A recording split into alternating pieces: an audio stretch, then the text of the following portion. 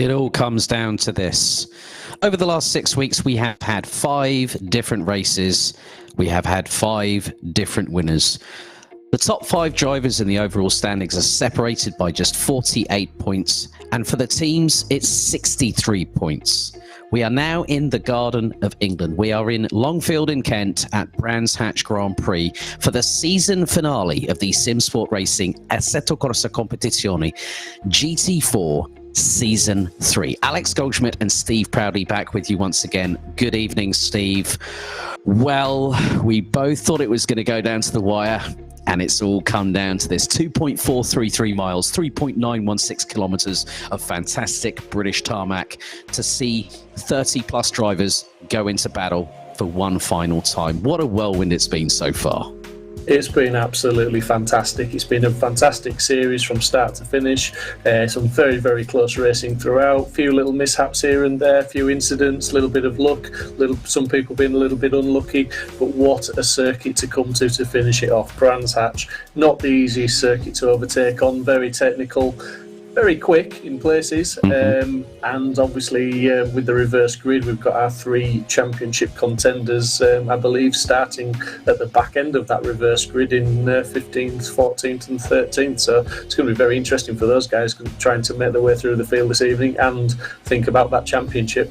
Indeed. Well, before we go through the results and everything, just a bit of a brief roundup so far. The top 5 drivers coming into this at the moment are Stephen Haley, Carolis Supervicious, Aidan Bro, Regan Mitchell and Yannick Müller. They all have a chance of winning the title, mathematically speaking, this evening. The only driver out of those 5 that has finished outside of the top 15 is Yannick Müller, who at round 4 at Silverstone, which saw Kieran Vidago take the victory after Charlie Crossan got a 3-place penalty and then promptly had to serve a race ban for the 5th round at Spa-Francorchamps.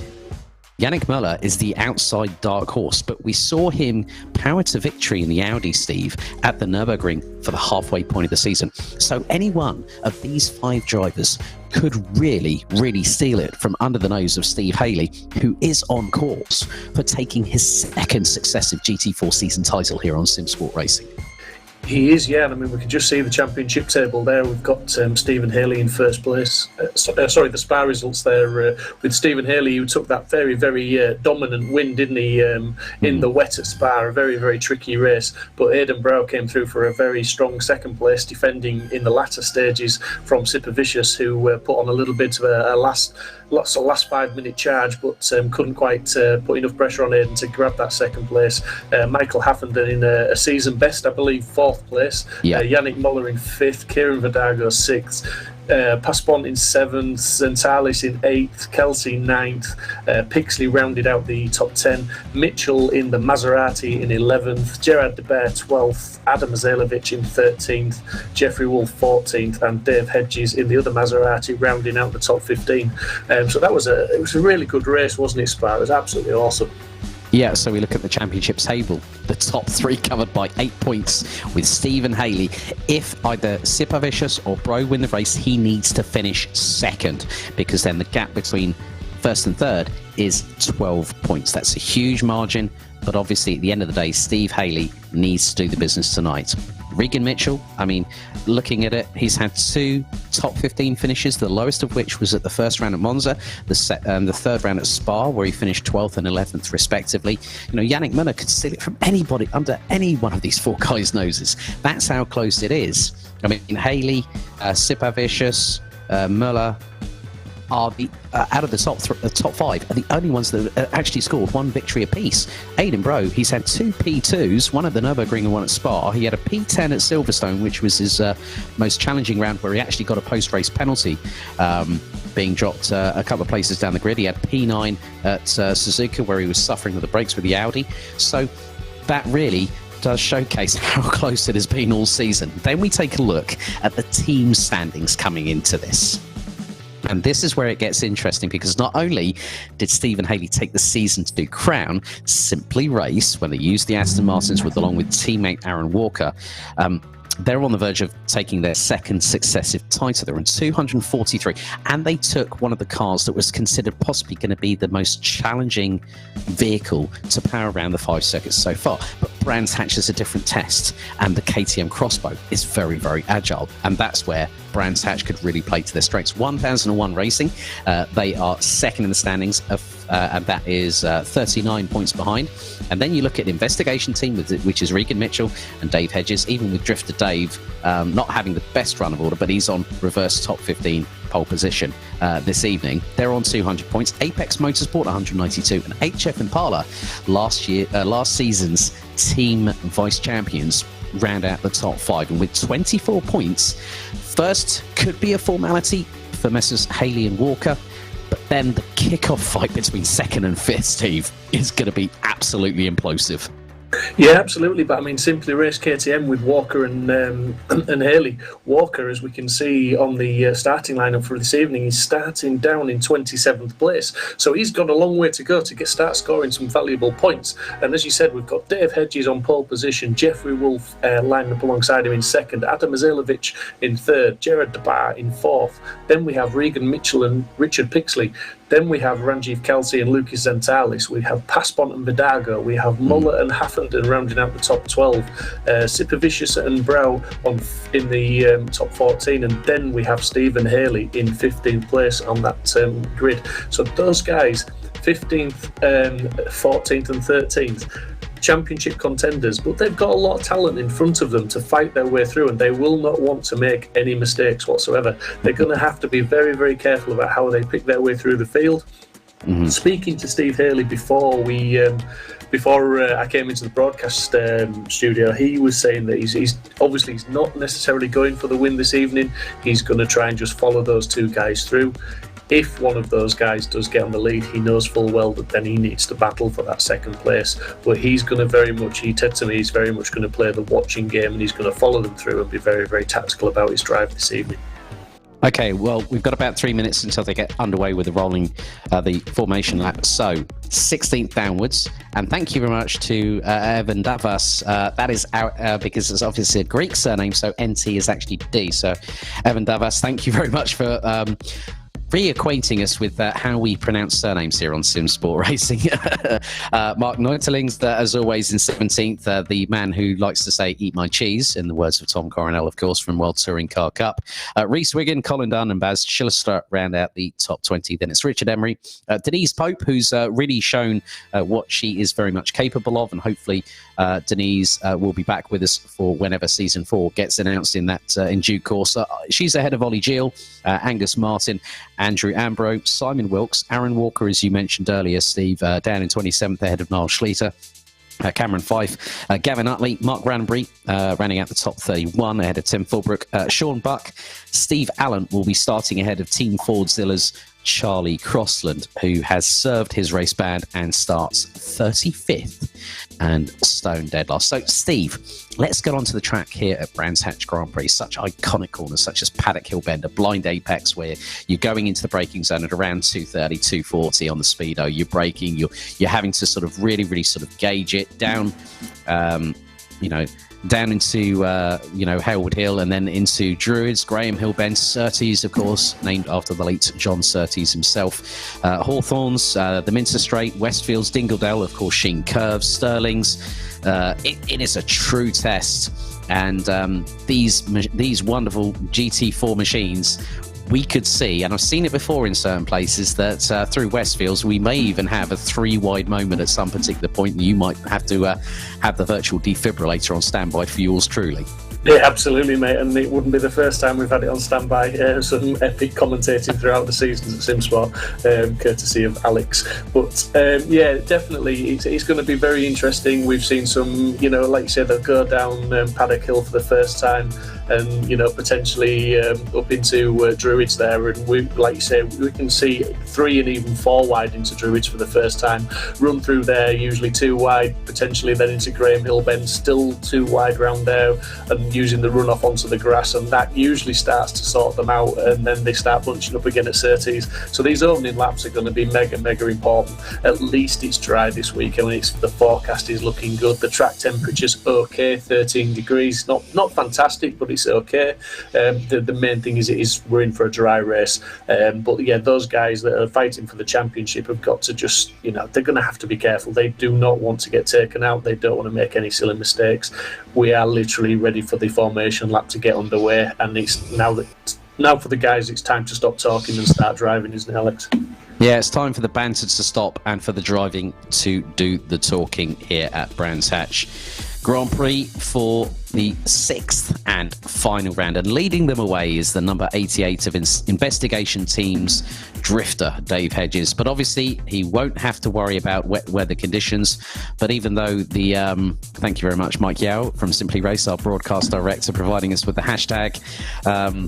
And at the end of the day, it just goes to show the character of the Maserati, but also the fact that there's been lots of banter. You and I have ridiculed Mr. Hedges somewhat rather chronic over the past few weeks and months. I have no idea what you're talking about, Alex. Exactly. Plead the Fifth Amendment there, Mr. Proudley. Why don't you? But the drivers now making their way through. And the biggest thing here, Steve, is the elevation changes. It is not just a test of how compact the circuit is, it is also a test of how the setups are. Okay, it's 13 degrees track temperature, 12 degrees air temperature. It's looking to be relatively a little bit cloudy in the sky with some blue sky overhead. But the drivers now really will be tested 100% to the metal. And that's not just putting the throttle down coming out of the corners. No, absolutely not. It's all about flowing. You've got a few blind apexes as well around Brands Hatch, and you've literally got to commit to them before you can see them. And obviously, you're relying on everybody around you to be doing the same. So you're relying on other people not to make mistakes to cause incidents. But just on chat, it's good to see the usual people watching us and the regulars, and we really appreciate everybody. So good evening to Andrew Fife supporting Cameron as ever, along with Frankie as well. So nice to see you two again. Obviously, we've got Aaron as well. We've got Ben Holmes. We've got the Tank 9891, and we've got Daniel, our very own Daniel Parker, saying "Let's go Pixley," and we've got Paul Lindsay also supporting Pixley. So Pixley has a little bit of support in the YouTube chat this evening. So it'll be interesting to see how Mr. Pixley gets on. He's had a couple of strong races in the last 2 rounds. He's had some good performances. He's been a little bit unlucky here and there, but I'm sure he'll have a good race. He's starting in 6th position this evening, so he's more or less at the sharp end. So let's see what he can do. Yeah, and not just him in the Genettas. It's Stain Passpont in the number 444. He starts 9th ahead of Kieran Vidago, who is outside of a mathematical opportunity of taking this title. But the winners so far this season: Aaron Walker, the Season 1 champion, won at Monza. Then it was Sipa Vicious at Suzuka, Yannick Müller on home soil in Germany at the Nurburgring, Kieran Vidago at Silverstone, and then Stephen Haley, who starts 15th here at Brands Hatch. So it is down to Dave Hedges and Jeffrey Wolf to control the rolling start formation. The red lights are waiting to switch to green. Ladies and gentlemen, for final time on Simsport Racing, GT4 Season 3 goes green for the final time. They're now bury the accelerators to the floor, heading into Paddock Hill Bend for the first time. And it is 2x2 hurrah at the front of the field, but Dave Hedges getting the jump early doors on Jeffrey Wolf as Adam Izailovic going up the inside of Gerard Debar, heading into Druids for the first time, as it looks like Mitchell has got past Pixley and he's trying to go up the inside of Debar coming out of Druids. Pixley runs wide, and there is Zentalis and Kelsey amongst others. So good start there from Dave Hedges, but it looks like Gerard Debar is definitely keeping the door firmly shut. But Regan Mitchell trying to go through up the inside, through into Surtees, and the number 69 Maserati makes it up to 4th place. And Pixley runs a little bit wide, and that allows the door for Zentalis to be well and truly open, but a pretty clean start. But it looks like Izailovic is getting under pressure once again. Yeah, absolutely. Silverstone has just looked a little bit loose through some of the opening corners, as we've just seen there. That's Jeffrey Wolf just run really wide there, and he's lost a few places, and he's back with his teammate Gerard De Bar now in 4th place, I believe, just about. But yeah, Adam Mazalovic is looking very, very loose. Dave Hedges did really well in the Maserati to keep it all very, very tidy in those opening laps. Thought that might be an interesting car to take through Paddock Hill Bend for the first time, but Dave kept it all tidy. Look at that, 3-4 wide there, just as they came through that corner there, and it's all getting sorted out. And yeah, definitely fighting very hard further down the field, and it's 2 by 2. Yeah, Aidan Bro looking to try and get past, I think, that, well, you've got Haffenden just ahead. That is that Ranjiv Kelsey that's actually dropped all the way back behind Aidan Bro, because that's rather interesting. Steve Haley trying to get past through 2 as they now complete lap number 1, as it's every driver for themselves, as Steve Haley trying to go up the inside. Oh, he nearly loses the back end. Oh, Steve Haley had a moment going through the apex, as there's a bit of contact there between Zipper Vicious and also that was Pixley. So now this is really changing everything. So Haley and Bro could really be the 2 that could be going for it, but then Regan Mitchell, he's up into what is now what, 3rd place, if that. So you know, it's really, well, he's dropping down to 8th at the moment, but the battles are really, really closely packed, and this is going to be a race that both myself and Steve Proudley are really going to have difficulty keeping tabs on this evening.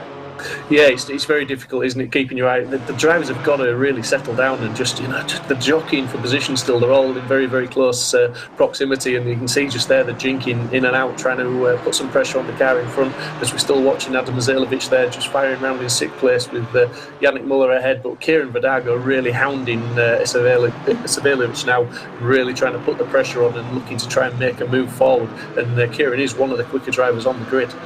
Well, I have noticed, now there's a Mercedes in the wall, and that is Denise Pope, who's had nowhere to go. I think that was Ban Shelstra that was turned around coming out of Surtees, but the biggest question is, Steve, where on the timing screens is Aidan Bro? He was out in the top 15. He's dropped out of it. What's happened to him, I wonder?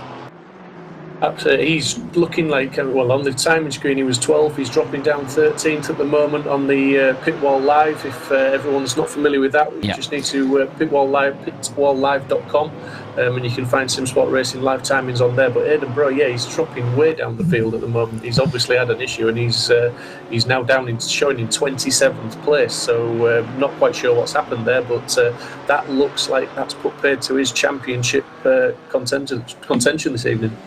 So Zipper Vicious is the one that could really, really put the cat amongst the proverbial pigeons for Steve Haley, because he is 2 places ahead. So yeah, it's pitwall.live for the official way that you can find out about the live timing, and it does go all the way down the screen as well. So Adam Izalovic now being pressurised by Kieran Vidago, of all people, who won 2 weeks ago at Silverstone, with Haley really trying to put himself back into the firing line.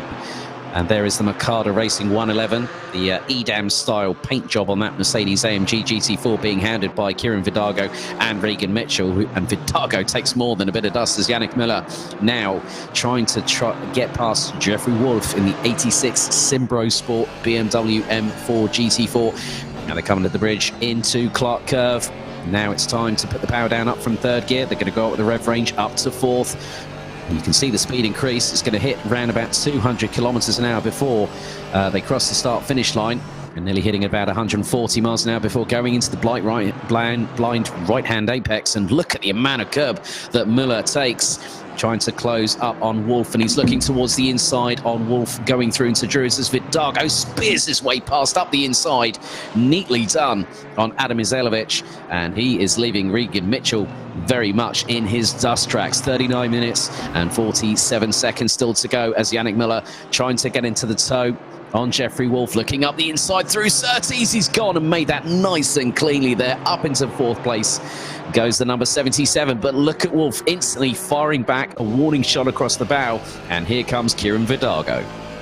Yeah, absolutely. I mean, Kieran Vidago, it's just a matter of time before he got past Adam, and he's now straight onto the back of these guys, Muller and Wolf. And he's look at that, he's already putting pressure on Wolf and looking to try and make a move. Kieran Vidago is the man on the move. But just interestingly, on the team championships, as they stand at the moment, Zentalis and Sipavicius, I think they might, where they are, that may well be enough for them at the moment to take the team championships and take that win this evening if things stayed something similar.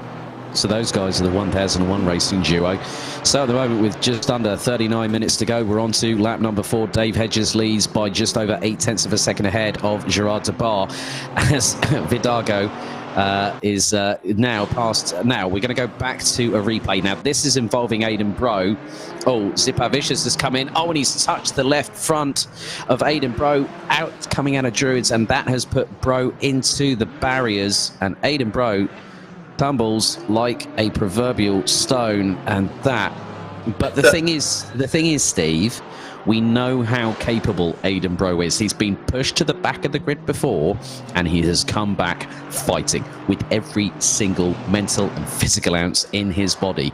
And with a tight circuit like this, Aidan Bro could have an opportunity. So we're now going to go to another replay. And that is with, oh, now that looks to be, I think that was Niall Schleter that banged into him just there as well in the number 37 Porsche. So it definitely is not for Aidan Bro. One good turn deserves another. It's 2 bad turns does not really give you any sort of favourable help. Absolutely not. And I mean, yes, Aidan Bro is absolutely capable of fighting his way back up into sort of certainly the top 10. Is it a tall order for him to do what he needs to do, which realistically is, if the further forward Steve Haley gets, he needs to win this race. That's where his eyes need to be, and that is a tall order. Obviously, as well, depending how much damage he's got and how much it's going to affect his lap times. But let's never say never. He's back up to 25th already. He did drop down to 27th, so he's moving forward. And he won't give up. He's that type of driver. He's a professional. He will move forward. He'll always try and do the best he can and attack the car in front. Yeah, so at the moment, Steve Haley currently in 12th position, but also the biggest crux of the matter here is Carolis Vicious is currently in P8. So we're on to lap number 6 as all. Zentalis looking up the inside of Tabar through Druids. That is nicely done there. But look, that was not what Gerard de Bar wanted to have happen to him coming out of Druids. So Zentalis could be under Stewart's investigation, possibly post-race. As Zipavicius now, as a result of de Bar, who's going to chop down the field, that is not going to give him any confidence whatsoever in that BMW. After that unfortunate coming together. So it will be, I've got a feeling that will be a Stewart's inquiry. And look, Gerard de Bar dropping down the order again. It's like lightning struck twice in the same place, but it's on the other side of the circuit coming out of Druids. Yeah, absolutely, and this plays into the hands of the championship contenders, because obviously everybody that drops out of the top 10 it just pushes those boys a little bit further forward. Although we're seeing Sipavicius in 7th and Haley still down in 11th, so is it up to 10th? Sorry, now is it just a case of maybe Steve Haley's being overcautious? He does need to finish relatively close to Sipavicius. He doesn't want him to gain too much of an advantage. But let's see what goes on, as we are now watching Sipavicius with he's chasing Adam Zelic now to try and get up into 6th place, but he's got to watch that Maserati of Regan Mitchell, which is in very close attention behind. And I'm not quite sure if Sipavicius is attacking or defending there, because everybody's so close together. He could be forgiven for mistaking what he's trying to do there. But he's definitely looking to try and put a move on Adam, and it'll be interesting to see how close he can follow him through Paddock Hill and maybe set a move up for Druids. Well, he's definitely the Porsche meet inside a Maserati Panini and a Mercedes Pretzel around him. That's a new vernacular for me, as we're about to hit the conclusion of the first 10 minutes, as Regan Mitchell now trying to pressurise. Is that Jeffrey Wolf? I believe that looks to be the case, because now Isalovic and Sipavicius. Now Sipavicius is getting quickly on the flashing headlights tactic there, to try and see if Isalovic will actually get out of his way. Well, we know how much resolve Adam Isalovic, when he is in front, he will not give that position up, and that backside of that Mercedes is going to be made wide as humanly possible. But Isalovic goes on the defensive, going through into Hawthorns. Now they're going to go down the Derek Minter straight and into Westfields. Oh, moment there for Jeffrey Wolf, and Regan Mitchell has to go avoiding and he has to go rally crossing effectively, and that allows the likes of Michael Haffenden. Look at Charlie Crossland. Look at Charlie Crossland, 25th to 35th to 10th now, within, 11 minutes?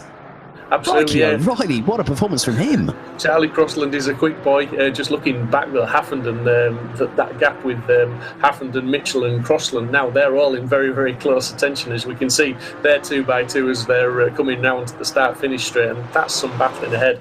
But just, it's close fighting throughout the field now, as we're just looking at Haffenden back there, and now we're looking at Zerlovic being overtaken by Sipavicius on the entry to Paddock Hill, so that should be a safe move. He's got that done, and he'll be able to defend that into Druids. And we're looking at Haffenden and Crossland going side by side, and definitely that's Sipavicius has got that job done. He defended it into Druids, and Haffenden and Crossland still fighting very, very hard but fair, has to be said, with Haley just there jinking in the background as well. Yeah, Steve Haley definitely trying to look at he's doing a bit like Alain Prost back in the day in the 1990s, when Alain Prost was called Le Professeur, because he always used to look at the points, and he goes up the inside of Jeffrey Wolf. I think there might have been a slight touch between the right hand side of the KTM and the left hand side of the BMW, and that has allowed Regan Mitchell to now get past the number 86 BMW. But at the moment, the driver now leading the way, Zentalis, has actually got past Hedges. Hedges now coming under pressure from Yannick Müller in the number 77 Apex Motorsport Mercedes-AMG GT4. And look at the amount of curb and momentum that Yannick Müller got to try and get the run on Dave Hedges. The Mercedes goes up the inside of the Maserati. Hedges not going to give this up at all as they go under the bridge. They've just come out of Sterling's. Now they're through Clearways into Clark Curve. This is definitely getting very, very hot and heated under the collar. And now Zentalis will cross the line to be leading after lap number 8. On to lap 9 we go. And Müller still trying to put Dave Hedges under pressure, but Kieran Vidago. Hedges runs wide. Hedges runs wide. Müller up the inside, neatly up the inside through Paddock Hill Bend. Goes Yannick Müller and gets, make sure that he completes the move fully by Druids down into Graham Hill, through onto the left, which then takes them onto Cooper Straight. So let's stay with Yannick Müller for the moment. Let's see if we can get an onboard, and Ryan on board with the number 77 Mercedes, as now he's going to start hunting down Lucas Zentalis. So through into Surtees. He's fighting that car there. Did you see the oversteer there? He's absolutely struggling to get it turned in, but he's pushing so hard, and Muller's really going for the win. But at this moment in this race, with 31 minutes still to go, there's anybody. I mean, we've still got Vidago closing fast. We've got Sipavicius making his way through. We've got Crossland charging through the field.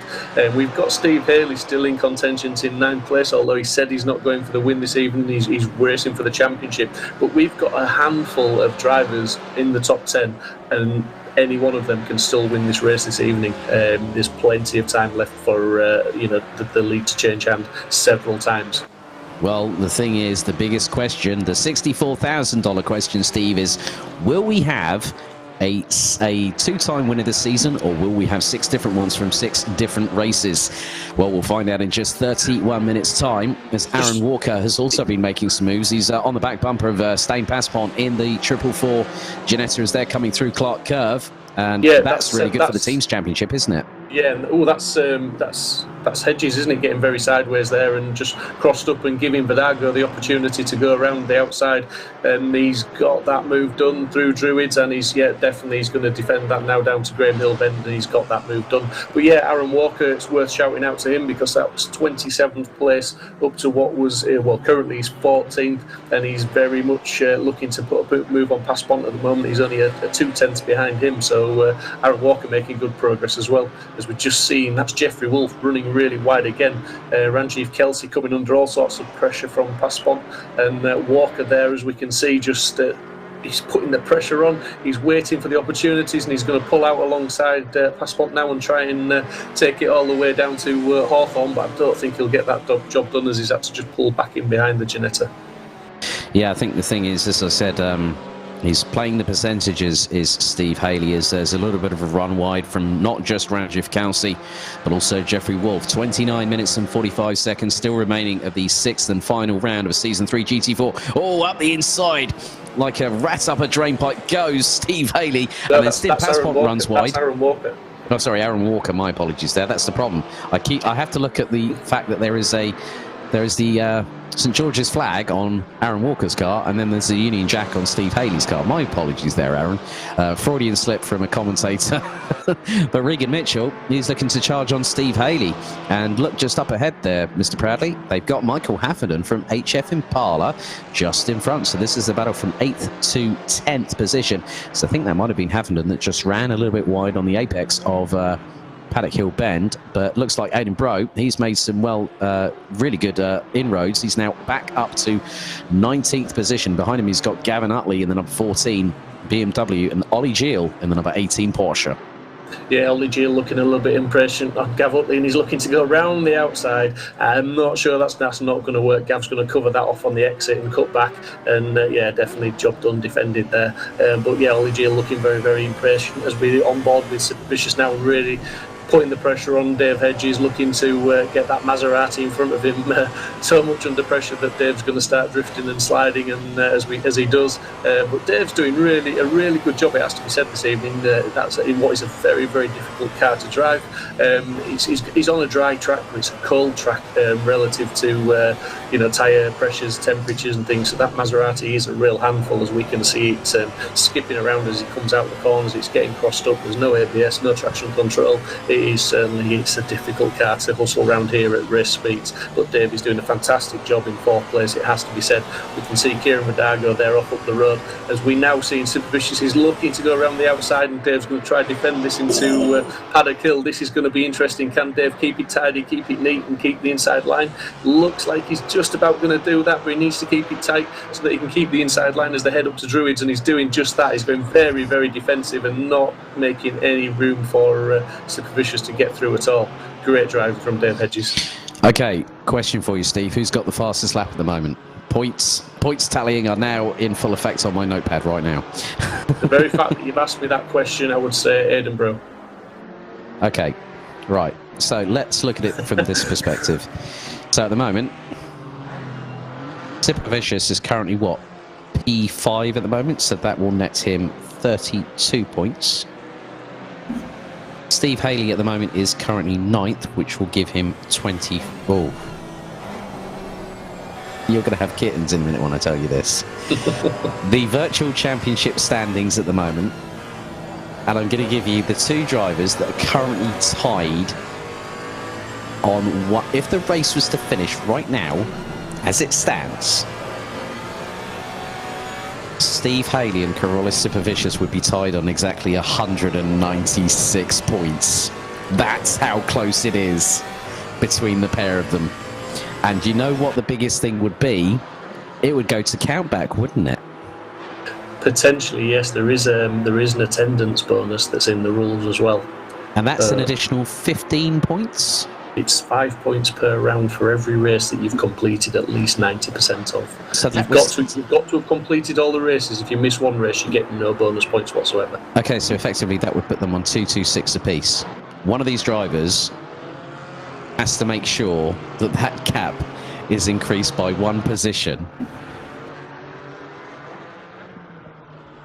That looks like Dave Hedges, well, whilst we were saying that, Dave Hedges has just dropped behind Carolus Super Vicious. That's where it changed. That is where it has changed, and that gives... Crossland now takes Super Vicious, so just start reworking. Oh, it goes back, and Dave Hedges is on the outside as well. He's pushing and pushing. He's back in front, so Super Vicious is... he's back round. He's right, back okay, round, so that changes it again. Super Vicious. What is that Mr. Men sign doing on the stream? I've got absolutely no idea. Don't ask me. But that, you know what this now means? Sorry. Oh yeah, well he definitely did want his position back, so I think he just got his elbows out, didn't he, Steve?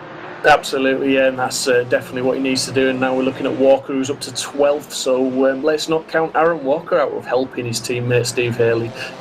25 minutes just under left, and at the pace that Aaron Walker and the progress he's making, he's up behind Jeffrey Wolf. He's not doing a bad job, and he's not that far off the guys ahead. If he can get some clear air and get some laps in, he could soon close up. But we've got Yannick Moller here on Zentalis, and looking like the lead could change hand at any time now, just depending on the defence that Zentalis can put up against Muller, and we know how hard Muller can attack people. He's absolutely fantastic driver, really challenging, and he can force mistakes from anybody. But also, let's not forget, we've got Vidago, who's hard charging, coming up behind, 3.5 seconds back, and behind him, Crossland, what do we say about Crossland? He will just charge. He's the fast driver. If he can avoid incidents, he's the quickest man on the track, usually every single week. Okay, so looking at this again, the way things are at the minute with Sipavicius now, he is in what? He's back in 5th place, it looks like. So he's back past Dave Hedges. So again, it goes even Stevens between Sipavicius. Now, this is where it's going to get interesting. Yannick Müller now closing, having gone through Pilgrim's Drop and through Hawthorns. They're now going into, well, they've gone through all that complex, through Sheen Curve, into Stirling's, and now the blast down. Clearways into Clark Curve. 23.5 minutes. We're on lap number 14, and the battle for the lead has intensified with Lucas Zentalis looking to keep ahead of Yannick Müller. So it's 1001 racing ahead of Apex Motorsport at the front of the field. The pair go into Paddock Hill Bend, line astern, but Müller, Zentalis runs a little bit wide, and that is going to allow Yannick Müller to go up the inside. So the number 102 open the door. Yannick Müller up the inside nice and cleanly, despite the lack of room. And the Mercedes now takes the lead on lap number 15. Oh, major drama for Regan Mitchell coming in through Clark Curve. And he lost it all by himself. So the back end of the Maserati, no ABS and no traction control. Oh, that really, really put paid to what happened. But Yannick Müller quickly on the defensive as Zentalis looking to strike back and counter-attack at the 77 Apex Motorsport Mercedes. Yeah, but I think Muller's got the pace. If he can just drive his own line and put his, do what he wants to do, he will start to pull away, I do believe, because obviously he made the ground up to catch. He's got the job done. He forced the mistake, and I think he's got the pace as the gap is starting to open up now, and Vidago is closing in very fast. Just on a personal level, I'm going to give a shout out to Cameron Fife, who's currently in 21st position, which is a really good result for Cameron so far. Just needs one more position to get into a point scoring position for this season. And absolutely awesome drive to what is a relatively new sim racer to the community. So it's good to see Cameron having a good race for a change and avoiding some of the bad luck that he's suffered in the previous rounds. Well, Aidan Bro is looking to make his way up the field. He's now up into 16th position, which now puts him... He's still got the fastest lap, hasn't he, Steve? So that will give him an additional point, if memory serves me correctly. So he is now on 175 points. And this is where it's going to get really interesting. So we've got Steve Haley. He is currently down in, I'm trying to remember, 8th place now. So that gives him 26 points. That puts him on 198. Zipavicius is currently in 5th place. That gives him 32. Still 2 points in it, virtually speaking. Let's forget the attendance bonus, because obviously that will be ratified. But provisionally speaking, Steve Haley is hanging on to taking a 2nd title in a row by the skin of his teeth. He's doing what he needs to do. I'm not saying at this moment in time he's fully aware of the situation, because I think he'll be absolutely concentrating on his driving and maybe not doing all the maths in his head. He's far more talented than I give him credit for, if he is. But he's going to be pushing really hard.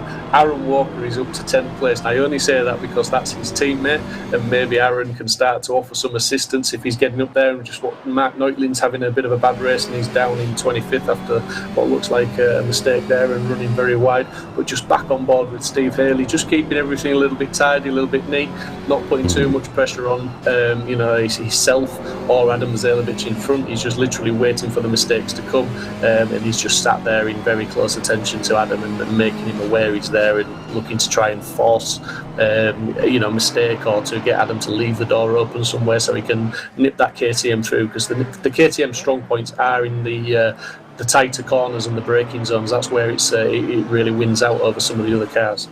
Okay, well, top 20 with just under 20 minutes on the clock remaining, as we see Miles Dixon from Pulse Simsport battling away with Jeffrey Wolf, who was right at the sharp end of the field when we went green just over 35 minutes ago. Zentalis leads by 1.17 seconds from Yannick Miller. Kieran Vidago in third. Charlie Crossland, Karolis Sipavicius, Dave Hedges, Adam Izalevich, Steve Haley, Michael Hafferton, Aaron Walker now up into 10th place.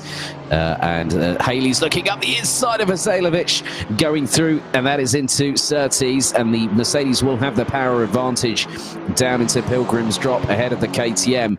But then when they get through to Hawthorns, if Haley can be a little bit more cautious, but also be a little bit brave on the brakes without taking too much time out of getting past Izalevich, he'll have an opportunity. They've now gone down the Minster Straight into Westfields, and then they're going to go through Dingle Dell. You can just see how much of a different line Steve Haley is taking in comparison with Izalevich now, as on the brakes very, very quickly through into Sheens and then into Sterling's, the left-hander they're going to come up to now before going down into Clearways. This is a great onboard shot.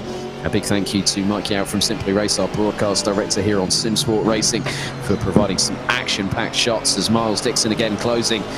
He's got Ranjiv Kalsi on his back bumper in the number 47 Porsche, as they're both trying to get their way past Jeffrey Wolf as they go under the bridge at Clearways and through into Clark Curve.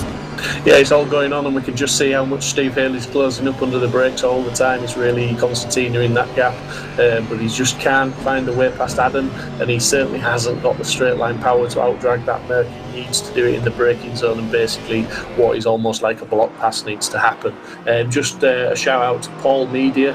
Not quite sure if I agree with you there, Paul, but in the chat he said give a pay rise to whoever runs the layout for the stream. I'm not sure if he means Mike, the producer. He can't do, can he? Doesn't deserve a pay rise. But anyway, we'll move on quickly from that comment. Steady now, Steve. Steady now.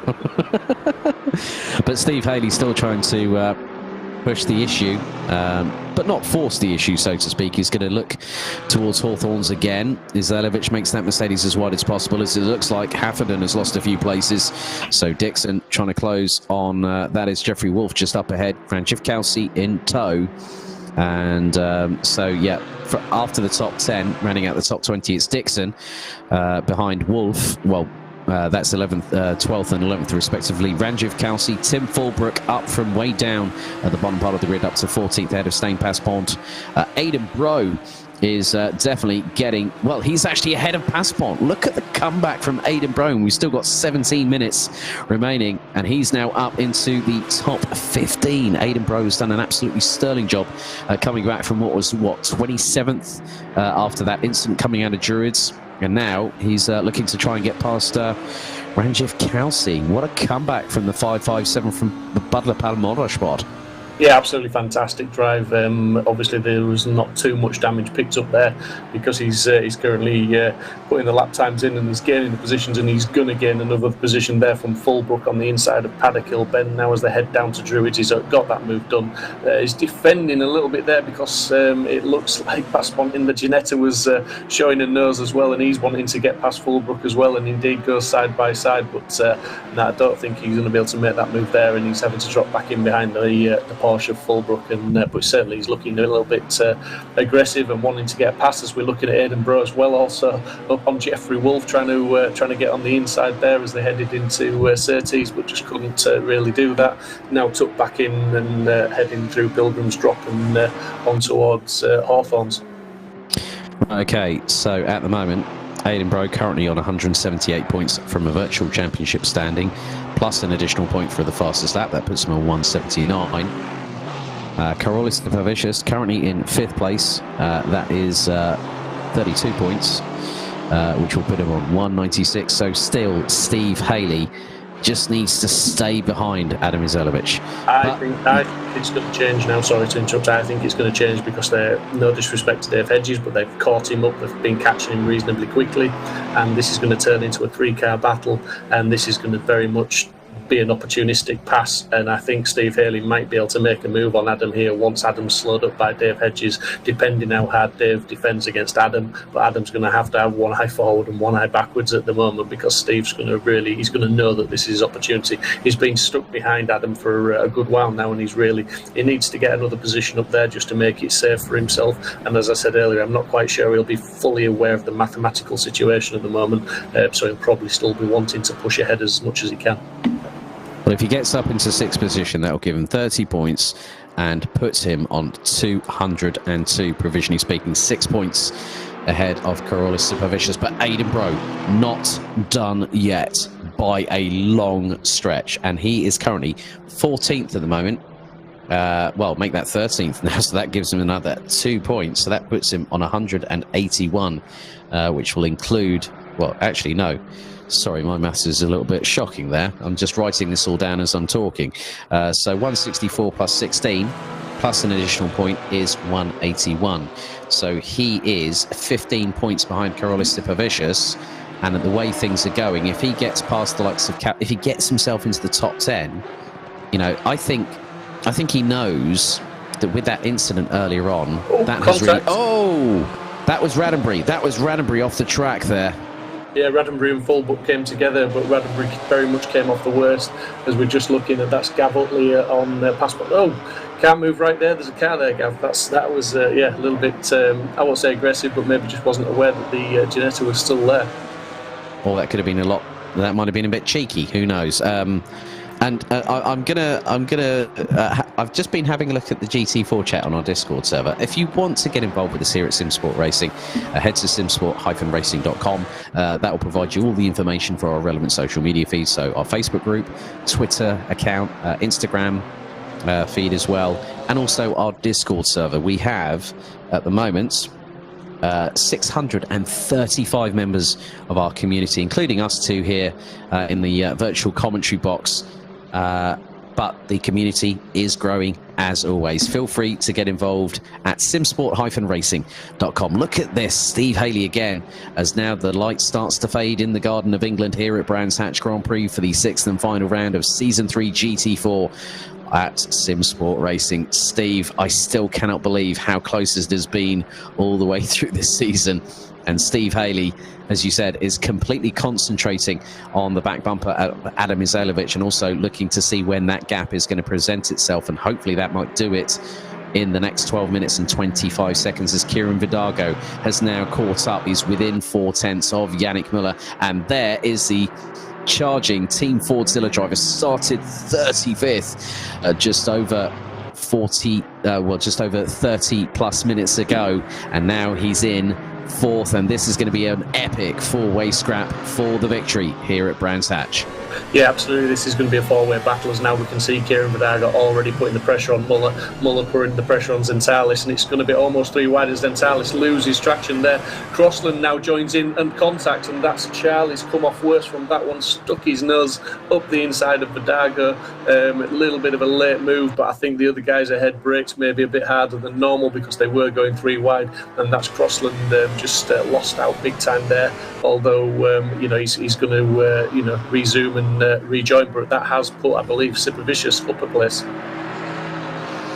Yeah, so 11 minutes and 25 seconds still to go. Still all to play for, not just in the championship, but for the overall victory.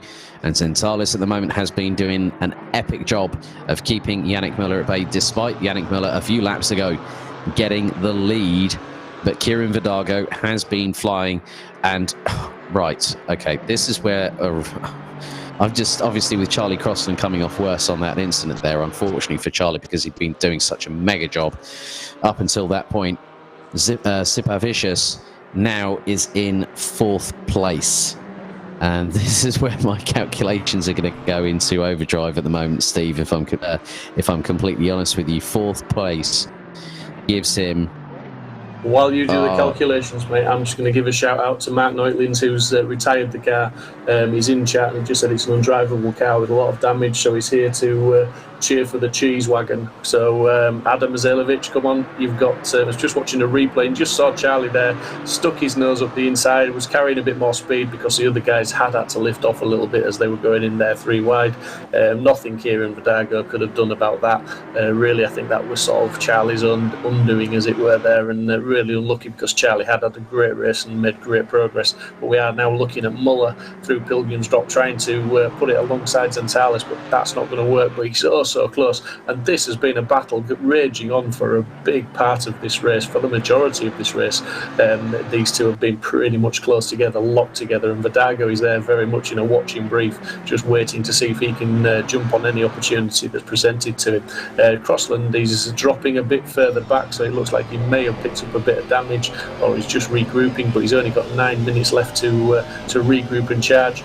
Hedges is still ahead of Azalovic ahead of Haley, who is still tantalisingly so close to gaining that 7th place, which at this moment in time, when I come back to Alex, he may tell us he needs to do.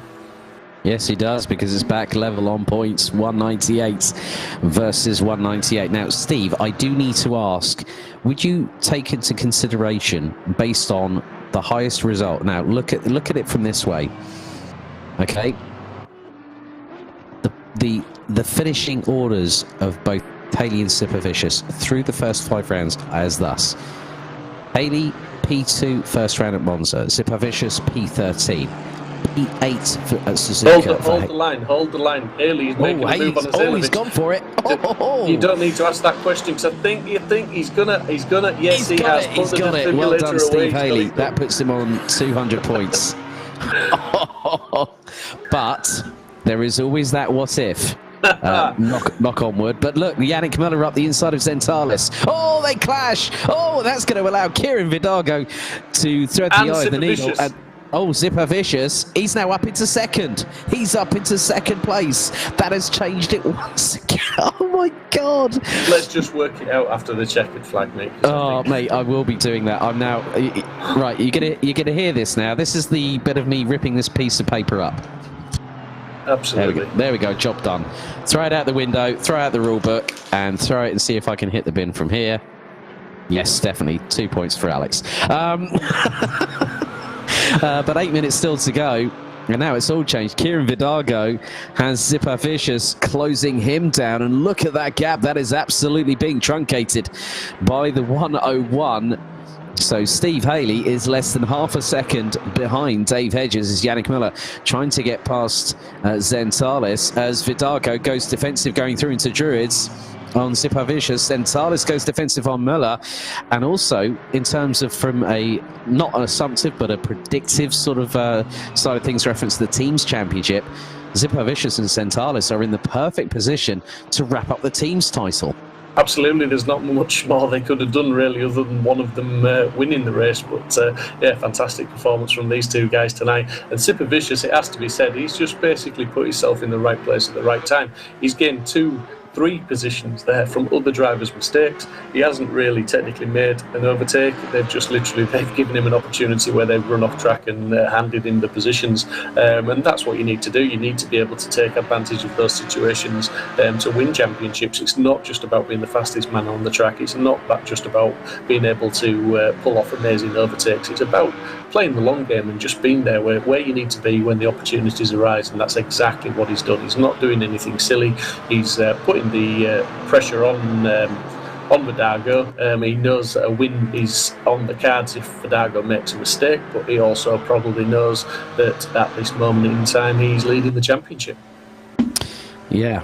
Very, very true there. 6 minutes and 15 seconds to go. On to lap number 26. And Kieran Vidago in the number 4 Porsche leads the way ahead of Karolis Sipovicius with just 6 minutes on the clock. Oh, gutted for Michael Haffenden as well. He's just come on to chat saying a right rear puncher. He's never had that before. Unlucky, Michael. You were going reasonably strong, having a good race, and that's always unlucky to get a puncher. And Mark Neutlins also says that he promises that this is the last time we're going to see his cheese. Oh, that's That really, well, I don't know how to take that comment. I'm going to plead the fifth on that one, Steve. It's the car livery, obviously. Yeah. Exactly. That's why I'm not commenting on that. I think it's best to leave that stone definitely not. We don't want to leave that stone unturned, not turn it over. Yeah, because that could really be a fright for anybody. Absolutely, and I'm just going to put us back on track now, quite literally, with Cameron Fife.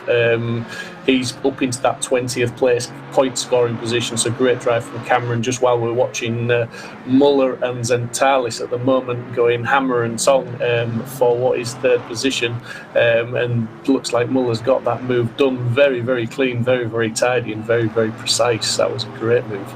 But yeah, good to see Cameron Fife is in a point scoring position, albeit he's under very close scrutiny from Angus Martin, who's looking to take that point scoring position away, and he does indeed, but Cameron might get the cutback, and that BM certainly got some straight line speed. Great driving from Cameron there, just to keep a tighter line, get the switch back, and he's got that speed. I knew that BMW had the legs, and he's got back on Angus Martin, so great driving from both drivers there. Yep, so it is all coming down to the wire. 4.5 minutes still to go. Carola Sipovicius closing on Kieran Vidago. That looks to be one of the Porsches. It's either Colin Dunn or Mark Raddenbury. There's just up ahead. I think that could be Mr. Dunn as they're going down the Cooper Straight. Good, and that was Dunn, wasn't it? I think that was just going. Yes, I believe just it was. getting past. Yeah. So yeah, down towards Pilgrim's Drop as this battle between Muller and Zentalis still waging like nobody's business, and I don't think anyone's going to stop them in that sort of matter of fact. But Steve Haley at the moment now is up into 6th position. So it is still getting rather close, rather tantalising, as we will not, as Steve said, count the scores until we get to the checkered flag. But Vidago pulling away from Sipovicius to the tune of now just over a second as we go on board with Zentalis, as they're now going through, I think, through Hawthorne's. No, that's not Hawthorne's, that's Sheen Curve. They've just negotiated into the left at Sterling's.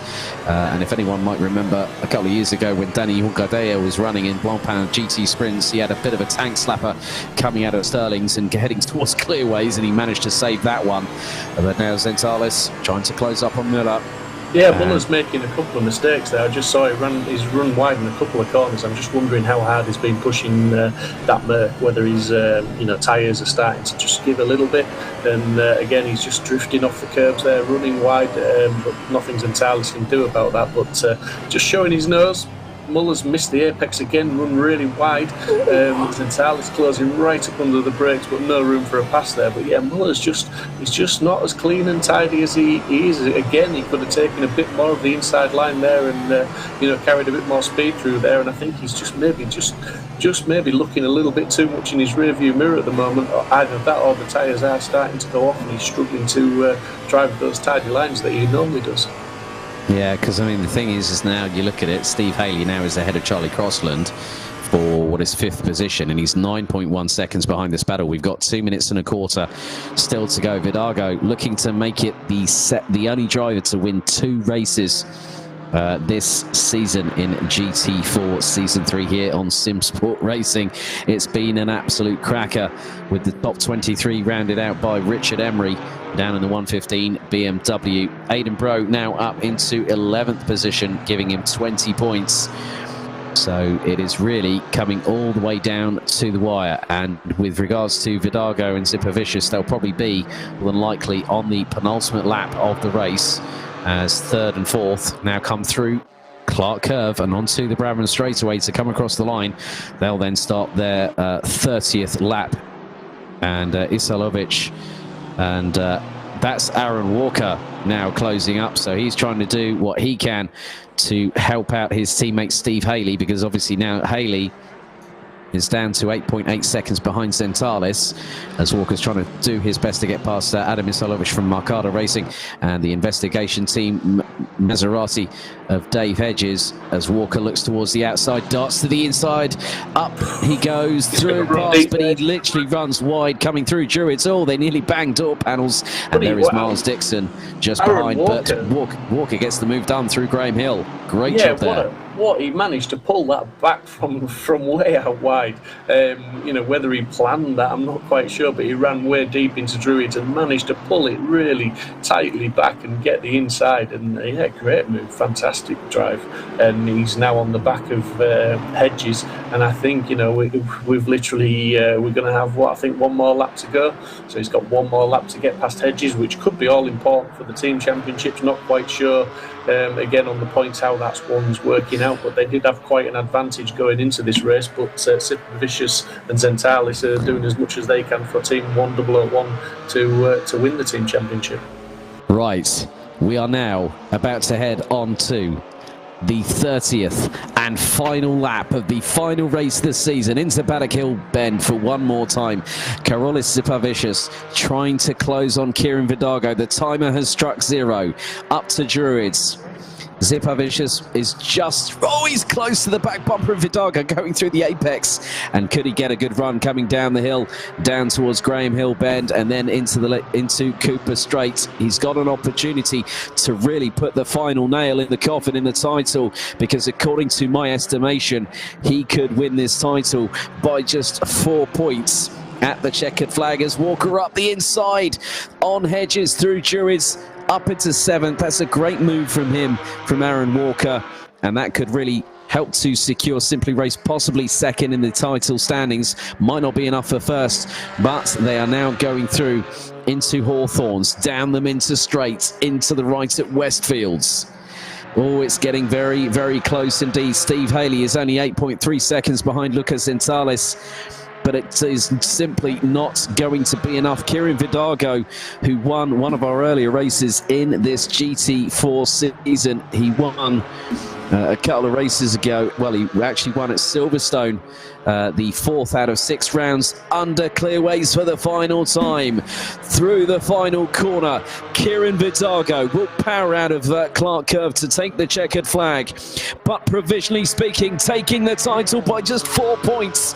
The 101 of Carolis Sipavicius taking the it went down to the wire. Yannick Müller just ahead of Lucas Zentalis, and by our estimations, that could mean that 1001 Racing take the team's title on the final lap of the race.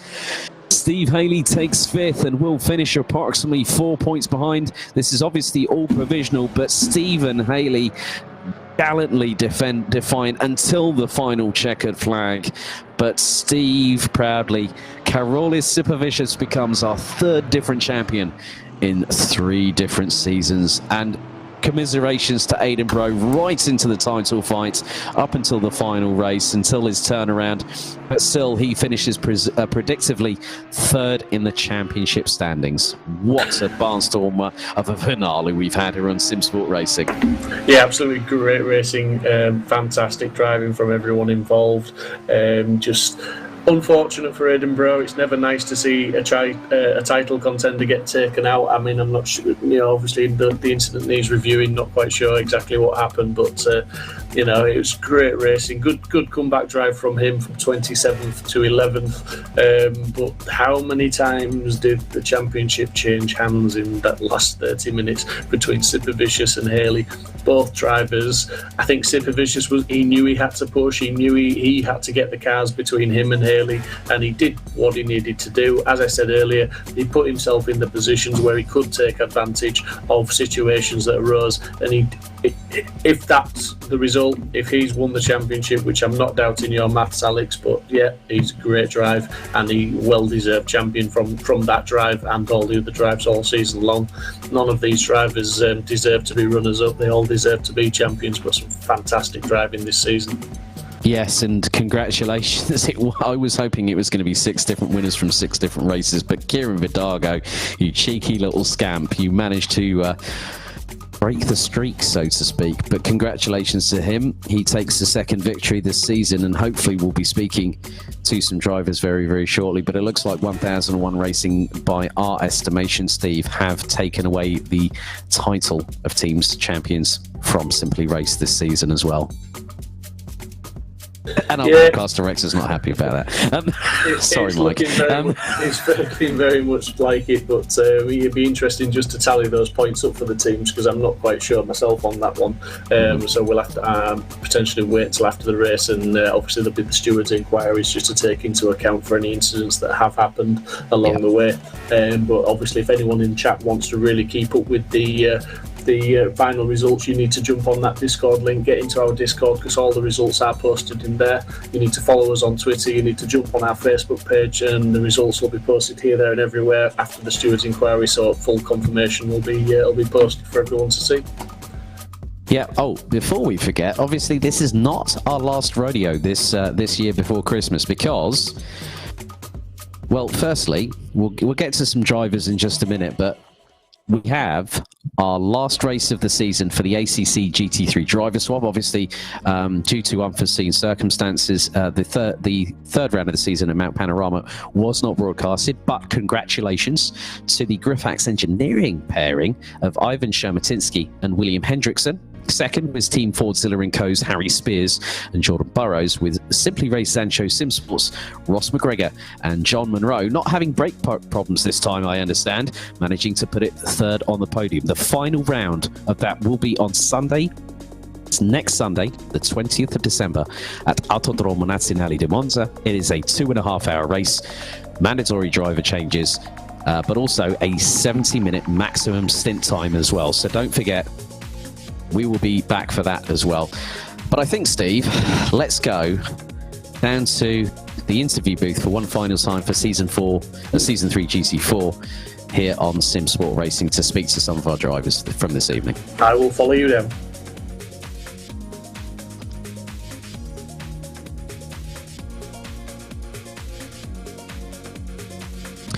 Okay, right.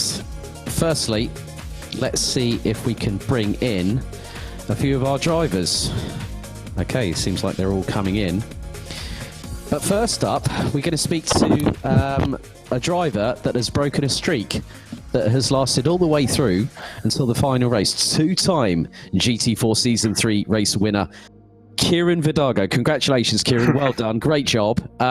You were up against it. I mean, obviously, we had the incident between Yannick and Lucas a bit earlier on, but you managed to sort of thread the eye of the needle where you had literally a huge barn door style space to get through. Yeah, exactly. But then obviously Carolus started pressurizing you in the latter stages, but you still held on defiant until the last of those 30 laps. I mean, how are you feeling at this moment, mate? Well done.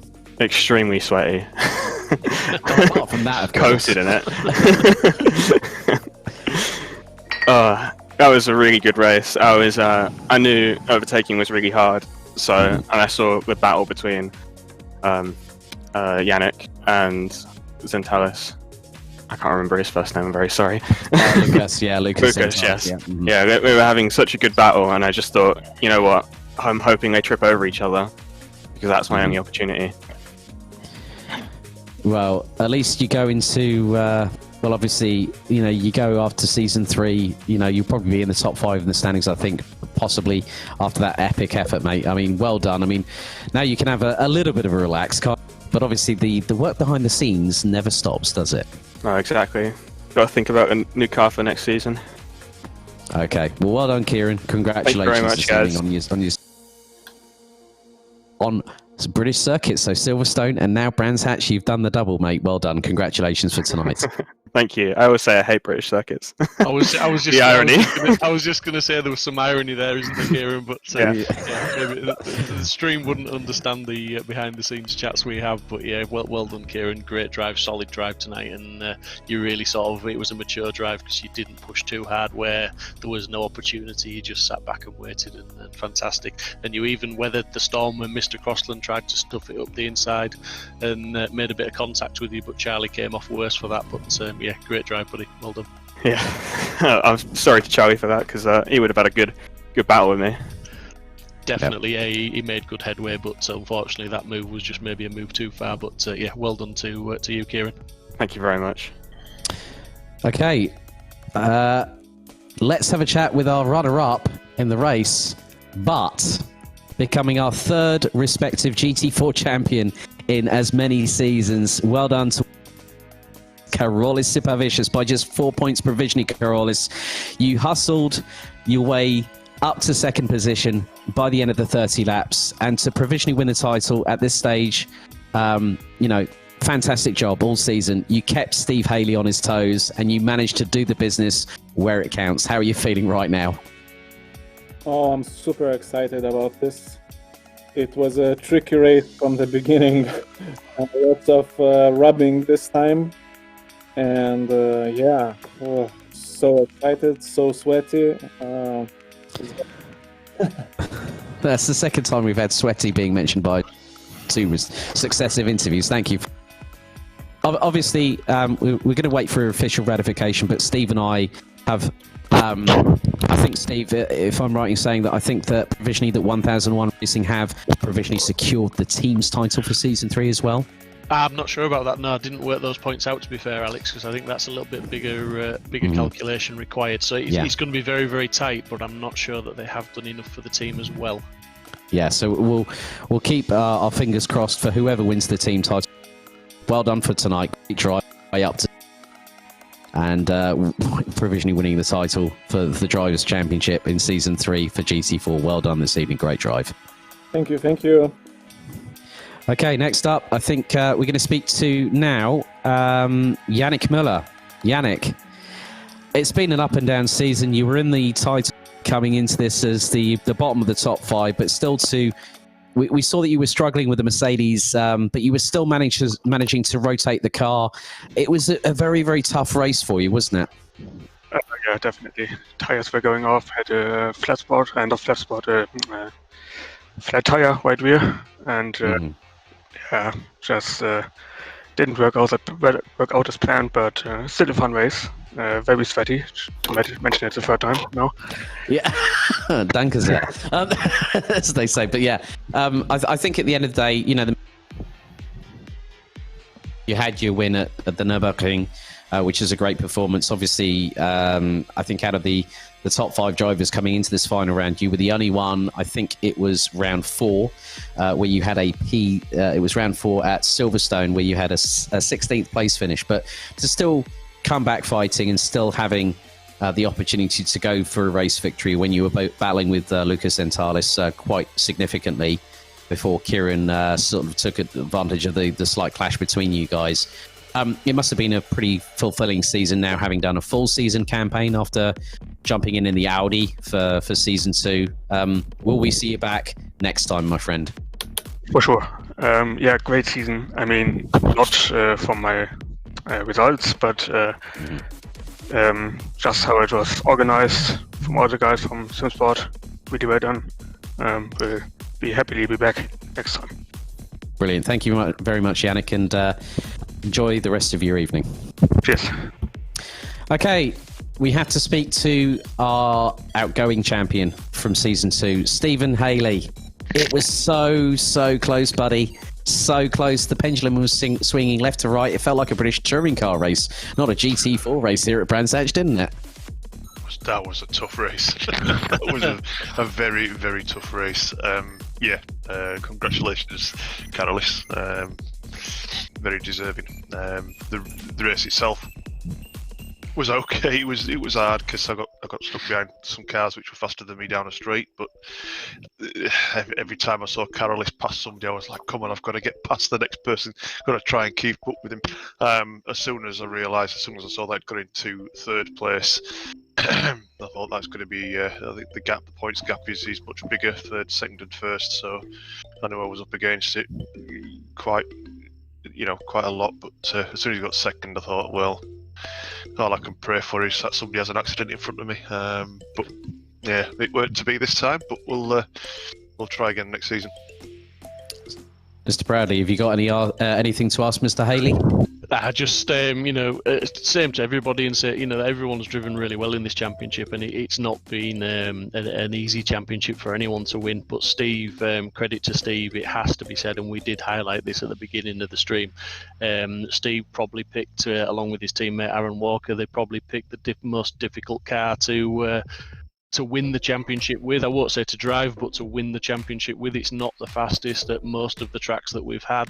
It's certainly on the back foot, and there was a BOP update right more or less at the beginning of the season. I think I'm right in saying, Steve, was it? Possibly. Yeah, where it affected the car. So Steve, credit to him, he's battled hard and raced really hard, and it's he drove a very sensible race tonight, didn't you, Steve? You obviously are aware you couldn't get involved in any incidents, but you were really, you were still pushing, and we saw very much on the stream that you were struggling against the likes of the Mercedes and things on the straights. When you were quite quick through the corners, you were gaining speed, you were pulling alongside them, but then on the straights, they were just leaving you behind. Yeah, quite frustrating. Quite frustrating. But it was a challenge. Aaron and I, we did speak about choosing a car that we've both not driven before, and maybe going for something that might be a bit of a challenge. It was a challenge. If you look at the tracks that we raced on this season, none of them really favoured the KTM. So to come, I think if I secured second in the championship, then I'm quite pleased with that. I'm just going to bring Aaron in on this, because obviously the team's championship. I said I wouldn't bring Aaron down into the interview room unless he'd won the teams. Now I'll be honest, we're not quite sure at this moment, because there's obviously stewards' inquiries, whatever to do before the results can be confirmed, and I think it is going to be very close anyway. But I just thought I'd bring Aaron in because Aaron, that was a fantastic drive this evening to come from, was it round about 27th? Were you on the grid at the start to put it where you did in the finish? Yes, Steve. Yeah, I think I started 27th. It was a good race, a fantastic race. I was able to push pretty much for the whole of it. First of all, I suppose congratulations to the guys on the podium. Kieran for the win, Carolis for the championship. That's amazing. To have 3 different winners over 3 championships is incredible. And I'm gutted for Steve, obviously, as you've already said, that we took a difficult car. There's no way a KTM should be this high up the championship, and it says a lot to Steve, really. He's done a great job. He just couldn't quite get it over the line. But I'd sort of been doing the sums in my head. I thought we'd done enough of the team championship, but we'll see. Unless you know something I don't on the protests.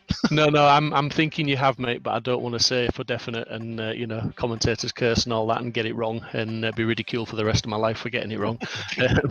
But no, I do think you do, and the reason I brought you down here is because obviously that's what you were driving for this evening, and that's an outstanding drive from you tonight against some difficult opposition. It has to be said, keeping it clean and taking your opportunities. And we're just watching the replay now where you had to literally go around about 4, 5, 6 cars, and you managed that, and you kept out of trouble pretty much from what we saw. Again, unless you're going to tell us something different. I'm not gonna incriminate myself, Steve. I'm joking. There was a bit of ball banging throughout. It was a very close race. I think it was all fair though. Very good racing. I enjoyed it. No, it was a fantastic drive from you guys for the team championship, and especially you, Aaron, to bring it back through the field there. Great drive from Steve, and well done on taking what looks to be the second place in the championship in what was a difficult car. But I think, unless you've got any more questions, Alex, I think we know who we need to interview next. Yeah, I'm going to leave this one to you, my friend. Speak with from Butler Palm Motorsport. I'll leave Aidan Brow in your capable hands, Steve. Aidan, mate, commiserations. Looked like you were sort of trying to do what you needed to do, stay out of trouble, move forward, but then trouble seemed to find you. Yeah, I can't say I aren't angry with that one, because I just feel the rejoin was a bit similar to what happened to me, and I got a 3-place penalty for it, so I can't say as the championship's done and dusted, like people might think it is, because there was no need to do what happened, and that put me way down and out, and that was it. I was driving angry for the rest of the race because there was no point in. I was ready to pull it over, put it that way. Yeah, I can imagine, but we did say again on the commentary throughout the stream, we were, commending you really for keeping going, and what has to be said, a good drive to come back through from you dropped down to, I believe, 27th, and you kept your head down. You've made the positions back, and you turned what was a bad incident into a reasonable result. Although because it's the last round and you were battling for the championship, it just wasn't what you needed, mate. I mean, like I say, commiserations to you there, but well done for although you were driving angry, well done for keeping going. And as you say, there's the stewards' inquiries too, which will take place tomorrow evening on Simsport. So positions may change, things may alter, but for the moment, I mean, that it is what it is at this moment in time. So all we can say is well done, and will you be back next season with us, Ed? Yeah, I think I probably will be. Maybe in a different car, just because the Audi felt good tonight. Like you said, with coming back through the field, I had 15 seconds of damage at that point as well. So, it wasn't handling exactly how I wanted. I could get into 31s in practice, no problem, but was really struggling to get anywhere near that with the damage. But on the whole, it handled really well. But throughout over a season, I think the Audi, just because it lacks so much on the brakes, and most tracks have at least one, maybe two big stopping zones. It just struggles a bit more than other cars like the Porsche and the Aston, for example, but maybe even the Mercedes as well, with it being so fast down the straight line. But yeah, we'll have a bit of a review of what cars are sort of available and what BOP is like applied at the time. But yeah, should see me back on the grid. Well, I hope so, mate, because as a new addition to the grid, you've been a worthy addition, because you've had some fantastic drives throughout this season, and you've had some epic drives where you've made lots of positions up and some really good overtakes. And I know Alex has been very, very excited to see you making moves every single round. Suzuka hairpin, Aiden, 3 moves. I mean, that for me is out of everything that I've seen this season for season 3, buddy. I was really, really pleased to see how you literally you just planted that Audi around the outside of the hairpin at Suzuka, like 3 successive laps. And for me, that was one of the standout moments. I thought, like, hang on, they do say that sometimes lightning strikes twice, but you made it strike 3 times at the same blooming point on the circuit at Suzuka, of all places. I mean, wow. Well done. I know, like Steve says, just the way that you came back just shows the quality of you as a driver. I know how capable you are. I know what your what championships you've raced in. You've qualified for the Le Mans Esports at Autosport International. You're a very, very great driver, mate, and it's so really, really nice to have you on the grid with us, mate. And you've provided some standout performances, and I can't wait to see you back with us, mate. Really, honestly, and that's from the heart, not from the head. Well, I'll say thank you very much from both of you, because it does mean a lot, obviously, on a bit of a down day. But I mean, it's racing at the end of the day. Like, accidents happen, championships get won and lost. I mean, just look at Lewis Hamilton's early days, and he lost the championship by a point, then won it by a point. So it swings in roundabouts here and there throughout all the racing, I suppose. So yeah, one of them. But congrats to whoever does end up winning the championship, because it's all about being consistent in this one with the reverse grid and everything. Absolutely, mate. So yeah, well done from us guys, like we say. The one other person I brought down, especially for you, Alex. Obviously, Dave Hedges is here to have a chat. Yes, Drifter Dave. Good evening, buddy. Hello, boys. What should I say, ladies? Good evening. Good evening. How are you, my lord? I'm sorry. Maserati, I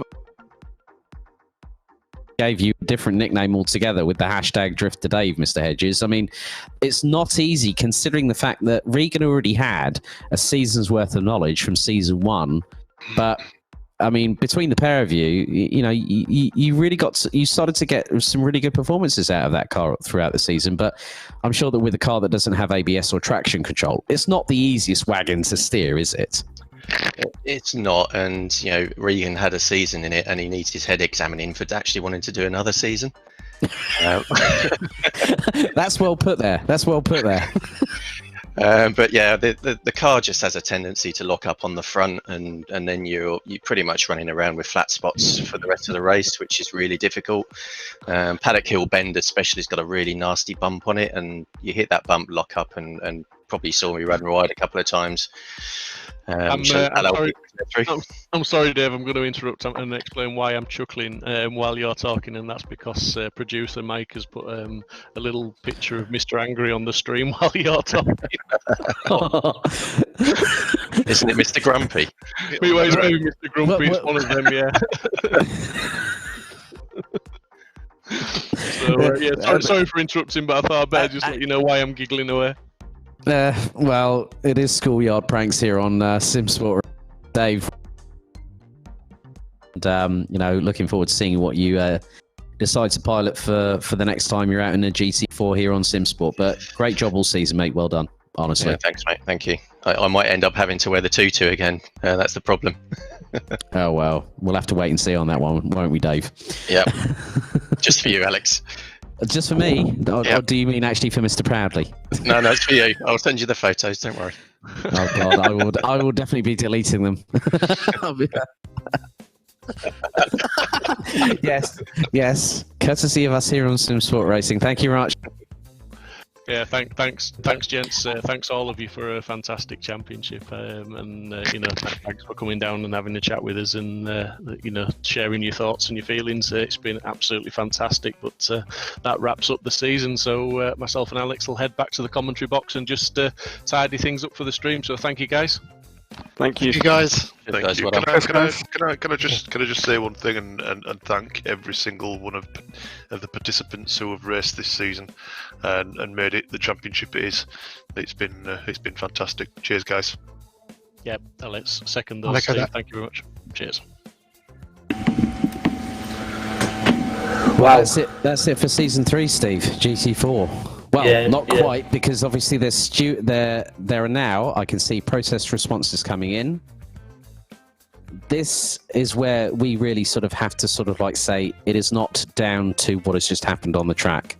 There are going to be stewards' inquiries, Steve. This could be the moment where we have to look forward to seeing whether there are any championship ramifications for what has happened tonight. And so effectively, that's why I said provisional, because obviously it's not set in stone, is it?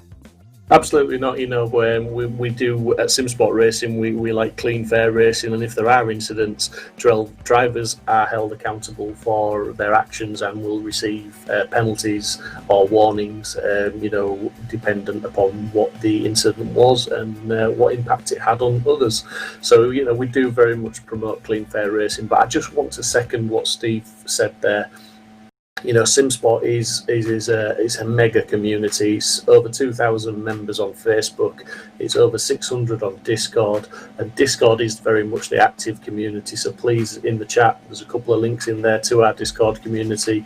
You can also go to www.simsport-racing.com and find all the links for all of our social media on there and join us. Because these races aren't possible without the community. The community are the drivers, and the drivers put on the entertainment for us. I want to say thank you to Mike Yao for providing the pictures and broadcasting such high quality images. As always, the streams look fantastic. A massive thank you to Alex for lead commentating on this. I just come along just to fill in the very rare silences that he leaves me. But absolutely fantastic job by everybody involved, and I can't wait for the new year, because I guarantee to you we will have season 4 GT4 probably starting in January. We're just going to do we're just arranging a few final things, and we will have a championship in place for next year. Well, there you go. Breaking news from one of the founders of Simsport Racing, Steve Proudley.